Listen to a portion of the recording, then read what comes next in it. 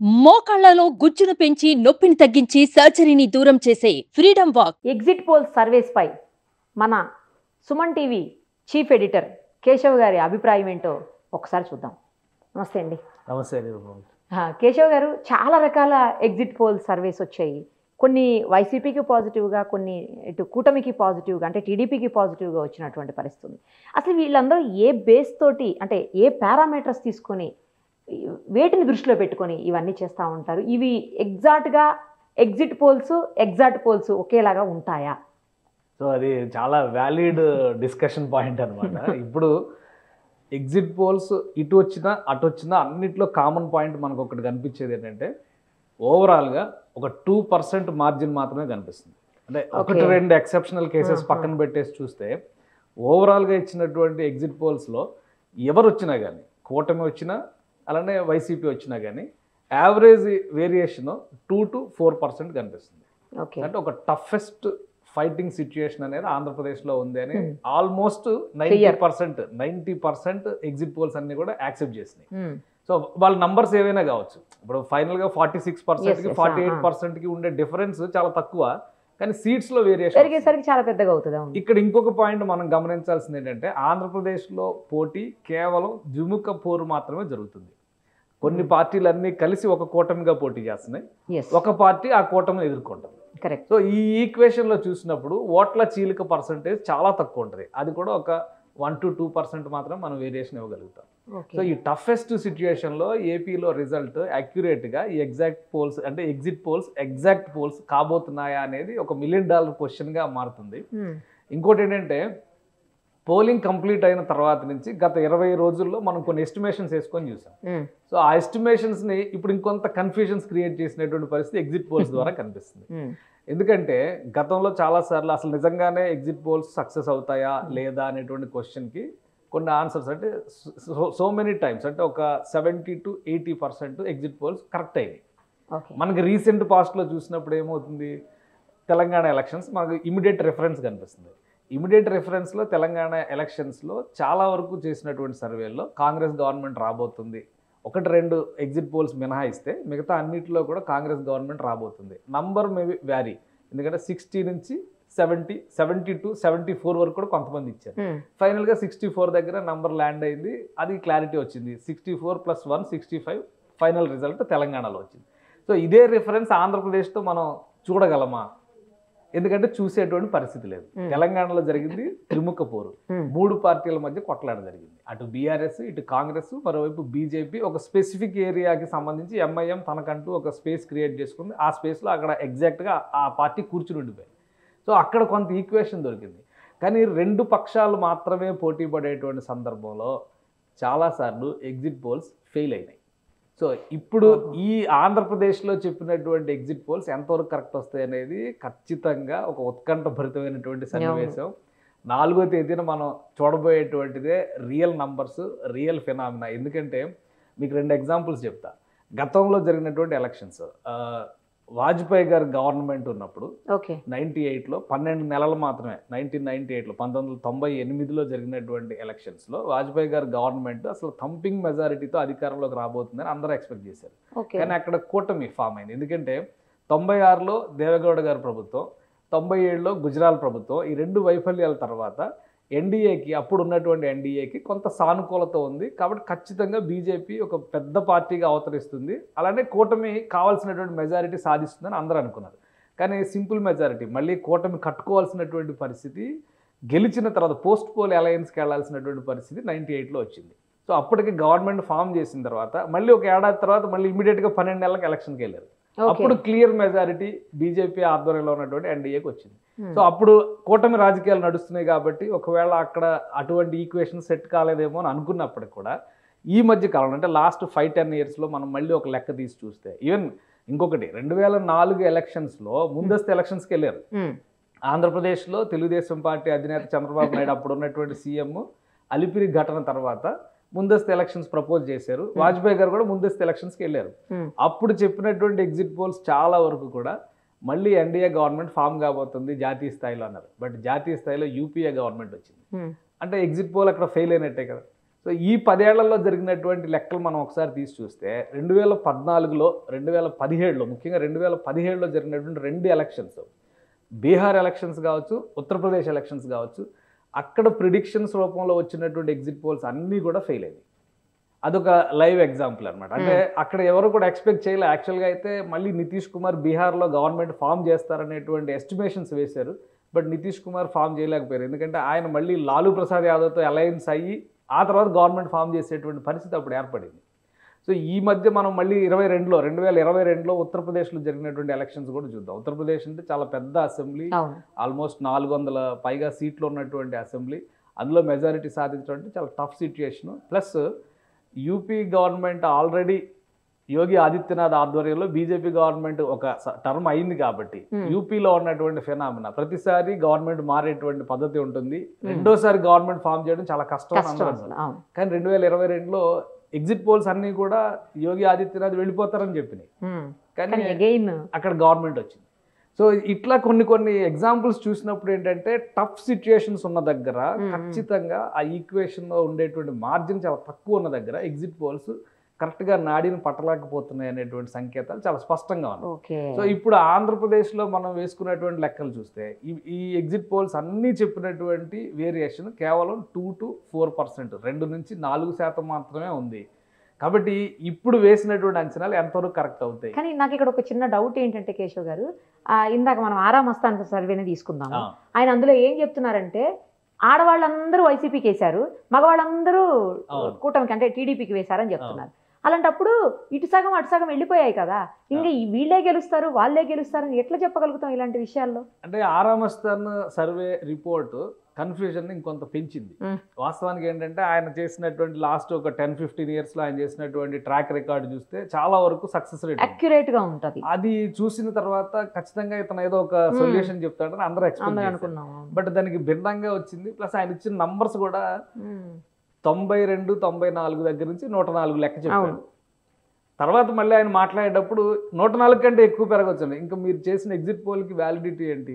ఇప్పుడు exit పోల్లో 2 numbers ఎందుకు చెప్తారంటే మినిమం 92 అయితే మాక్సిమం ఒక నెంబర్ చెప్తాం. ఒకవేళ మాక్సిమం ఈ నంబర్ క్రాస్ చేస్తుంది అన్నప్పుడు మీ ఎగ్జిట్ పోల్ ఫ్లాప్ అయినట్ట, సక్సెస్ అయినట్ట, కన్ఫ్యూజ్ చేసినట్ట, గందరగోళం సృష్టించినట్ట.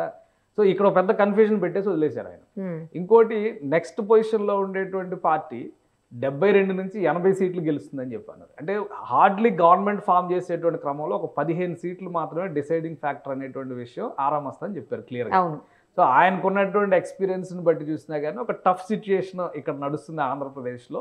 కాబట్టి ఈ నంబర్స్ ఇటు ఇటు అయితే ఏం జరుగుతుంది? ఎప్పుడైనా కానీ టఫ్ ఫైట్ ఉన్నప్పుడు నాడి ఎందుకు దొరకదంటే డిసైడింగ్ ఫ్యాక్టర్స్ కేవలం 1000 నుంచి 1500 లేదా 2000 ఓట్ల మధ్యలో ఉన్నప్పుడు అంచనాలు తప్పవుతాయి. ఎందుకంటే వీళ్ళు మొత్తం అందరిని కూడా సర్వే చేయరు కదా. ఒక్కొక్క పోలింగ్ బూత్ లో 1500 ఓట్లు 2000 ఓట్లు ఉంటే అందరి దగ్గర అభిప్రాయ సేకరణ చేయరు కదా. పైగా ఆ చెప్పేటోళ్ళు కూడా పర్ఫెక్ట్ గా నిజమే చెప్తున్నాను గ్యారంటీ ఏంటి? భయానికి చెప్పకపోవచ్చు కొన్ని సందర్భాలు. ఇప్పుడు ఏపీలో ఉన్నటువంటి కండిషన్స్ లో ఏంటంటే ఎవరు కూడా ఎవరికి ఓటేసేమో బయటపడే పరిస్థితి, ఇష్టపడే పరిస్థితి లేదు.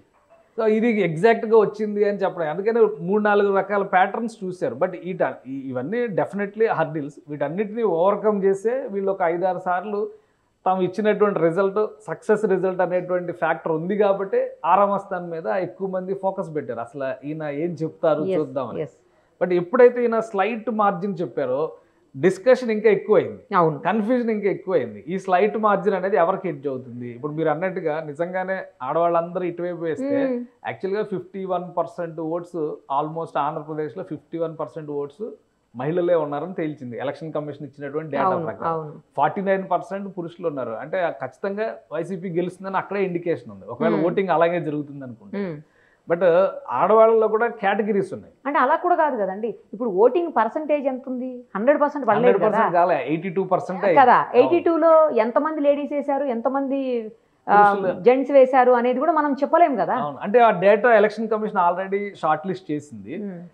పురుష ఓటర్లు, మహిళా ఓటర్లు, total votes fold, number of votes registered. So ఈ క్యాలిక్యులేషన్ పైన ఒక క్లారిటీ ఉంది. కానీ వీళ్ళు వేసిన వాళ్ళందరూ ఒకరికే వేశారని చెప్పే దగ్గర అదే, చాలా ప్రతి కన్ఫ్యూజన్. మహిళ అటే వేసింది, ప్రతి పురుషుడు ఇటే వేసాడని అట్లా చెప్పడానికి లేదు కదా. ఇక్కడ మేనిఫెస్టో రిలీజ్ చేసిన తర్వాత ఆంధ్రప్రదేశ్లో చాలా సీరియస్ డిస్కషన్ జరిగింది. ఏంటంటే చంద్రబాబు నాయుడు గారు ఇచ్చేటువంటి గ్యారంటీస్ నమ్ముతున్నాము, లేదంటే కూటమి ఇచ్చేటువంటి ఆఫర్స్ మేము 100% నమ్ముతాం అనేటువంటి వాతావరణం లేదు. గత ఎక్స్పీరియన్సెస్ కావచ్చు, ఇప్పుడున్నటువంటి స్టేట్ ఫైనాన్షియల్ స్టేటస్ కావచ్చు, ఈ రెండింటిని దృష్టిలో పెట్టుకొని చూసినప్పుడు 100కి 90 మంది మేము నమ్ముతాం అనేటువంటి పరిస్థితులు ఎవరు ముందుకు రాలా. Wait and see policy apply చేశారు. ఎందుకంటే జగన్మోహన్ రెడ్డి గారు ఏం చెప్తారు? సో జగన్మోహన్ రెడ్డి మేనిఫెస్టో వచ్చిన తర్వాత కొత్తగా ఏవి రావట్లేదు, ఫైనాన్షియల్ బెనిఫిట్స్ ఏవి రావట్లేదు అనేటువంటి అంశం వచ్చిన తర్వాత టీడీపీ మేనిఫెస్టో మీద, అంటే కూటమి మేనిఫెస్టో మీద డిస్కషన్ ఎక్కువ జరిగింది.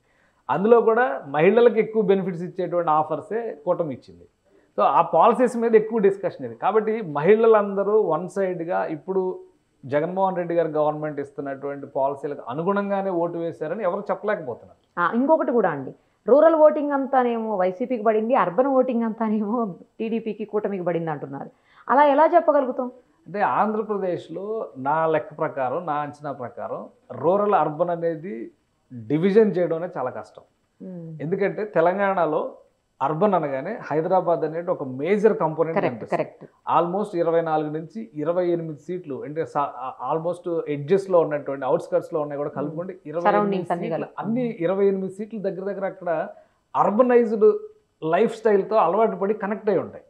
సో ఇక్కడ మేజర్ పార్ట్ మీకు అర్బన్ పాపులేషన్ క్యాలిక్యులేషన్ వర్కౌట్ అవుతుంది. ఆంధ్రప్రదేశ్లో బిగ్గెస్ట్ సిటీ అంటే వైజాగ్ చెప్తాం. వైజాగ్ కాస్మోపాలిటన్. వైజాగ్లో జరిగినటువంటి ఓటింగ్ పర్సంటేజ్ 63% ఉంది. సో ఇంకొక నెక్స్ట్ లెవెల్ అర్బన్ సిటీ అంటే గుంటూరు కానీ విజయవాడ కానీ మనం లెక్కేస్తాం. తర్వాత తిరుపతి చూస్తాం. ఇంకా మోస్ట్ అర్బనైజ్డ్ ఏరియా అనేది మనం చెప్పలేం. సో ఓవరాల్గా చూస్తే ఏంటంటే సెమీ అర్బన్ క్యాలిక్యులేషన్ చాలా ఇంపార్టెంట్ అయింది ఆంధ్రప్రదేశ్ ఓటింగ్ విషయంలో. రూరల్ ఏరియాస్ ఎంత ఉంటాయో అలానే అర్బన్ ఏరియాస్ కూడా అంతే ఉంటాయి. ప్రతి కాన్స్టిట్యున్సీ హెడ్ క్వార్టర్ కూడా ఒక మినీ టౌన్గా ఉంటుంది ఆంధ్రప్రదేశ్లో. ఆంధ్రప్రదేశ్ తెలంగాణ ఇష్యూ వచ్చినప్పుడు ఆంధ్రప్రదేశ్ డెవలప్డ్ అనేటువంటి చర్చ ఎందుకు జరిగిందంటే ప్రతి చిన్న టౌన్ కూడా ఒక డెవలప్డ్ సిటీలా కనబడేటువంటి పరిస్థితి ఆంధ్రప్రదేశ్లో ఉంటుంది. ఎందుకంటే అక్కడ లైఫ్ స్టైల్ కానీ, అక్కడ ఉండేటువంటి బిజినెస్ ఏరియాస్ కానీ, అక్కడ ఉండేటువంటి ఇన్కమ్ సోర్సెస్ కానీ డిఫరెంట్గా ఉండేవి. సో దీన్ని బట్టి అక్కడ అర్బన్ ఎక్కువ అనేటువంటి, సో వీళ్ళు చెప్పేటువంటి అర్బను రూరల్ ఆ డిమార్కేషన్ అనేది ఎలా జరుగుతుంది? సో అది క్లారిటీ రావట్లా. ఓన్లీ కాన్స్టిట్యున్సీ పరంగా చూస్తే ఇప్పుడు తిరువూరు లాంటి కాన్స్టిట్యున్సీ చూస్తే అది రూరల్ ఏరియా కింద మనం కన్సిడర్ చేయొచ్చు.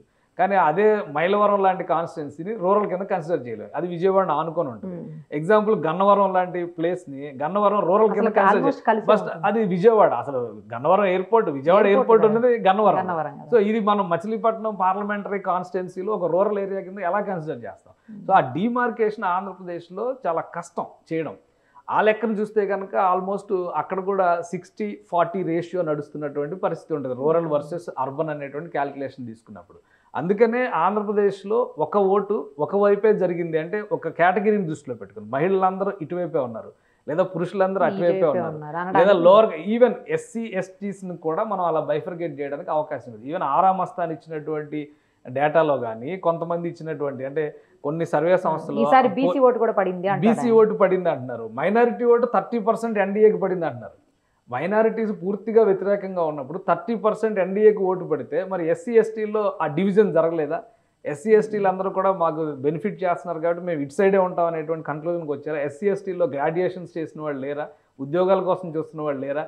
అలానే ఎంప్లాయ్మెంట్ ఆపర్చునిటీస్ కోసం కానీ ఈవెన్ బిజినెస్ ఆపర్చునిటీస్ కోసం కానీ చూస్తున్న వాళ్ళు లేరా? సో వీళ్ళ ఓటు అంతా ఎటు ట్రాన్స్ఫర్ అయి ఉంటుంది? కేవలం కులాన్ని బేస్ చేసుకుని వీళ్ళు ఓటు వేసి ఉంటారా? సో ఈ చాలా ప్రశ్నలు ఉన్నాయి. ఈ ప్రశ్నలకు వేటికి కూడా ఆన్సర్స్ రాలా. వరకు వెయిట్ చేయాల్సిందే. ఎందుకంటే ఇది కన్ఫ్యూజన్ మరింత పెంచింది. ఒకటి నా లెక్క ప్రకారం ఏంటంటే టఫెస్ట్ ఫైట్ అనేది 2 వర్గాల మధ్య జరుగుతుంది. ఇది 2 వర్గాలే ఉన్నాయి కాబట్టి ఎంత కన్ఫ్యూజన్ ఉంది. 2019లో చతుర్ముఖ పోటీ జరిగింది. బీజేపీని మనం ఒక బలమైన పార్టీగా కన్సిడర్ చేయకపోయినా కానీ ఆంధ్రప్రదేశ్లో బీజేపీకి ఉండేటువంటి ఖచ్చితంగా చీలుస్తుంది. At the same time Congress కానీ లెఫ్ట్ పార్టీస్ కానీ ఇవన్నీ కూడా అక్కడ ఒక బలమైనటువంటి ఇంపాక్ట్ ఉండేటువంటి కాన్స్టిట్యున్సీస్ ఉన్నాయి. Even Janasena, BSP, left parties ఒక కూటమిగా కట్టినా కానీ ఈ లెక్కలన్నీ కూడా కలిసి చూసినప్పుడు మనం 4 వైపులో పోటీ జరిగింది. అందుకనే ఒక క్లారిటీ వచ్చింది. అంటే ప్రభుత్వ పైన వ్యతిరేకత, అలానే కొత్త అవకాశాలు, జగన్మోహన్ రెడ్డికి ఒక అవకాశం ఇస్తే కొత్త మార్గాలు వేస్తారు అనేటువంటి ఆలోచన. ఈ రెండింటి వల్ల ఏంటంటే అప్పుడు ఈక్వేషన్ చెప్పడం చాలా ఈజీ అయిపోయింది. ఇప్పుడు కష్టమైంది.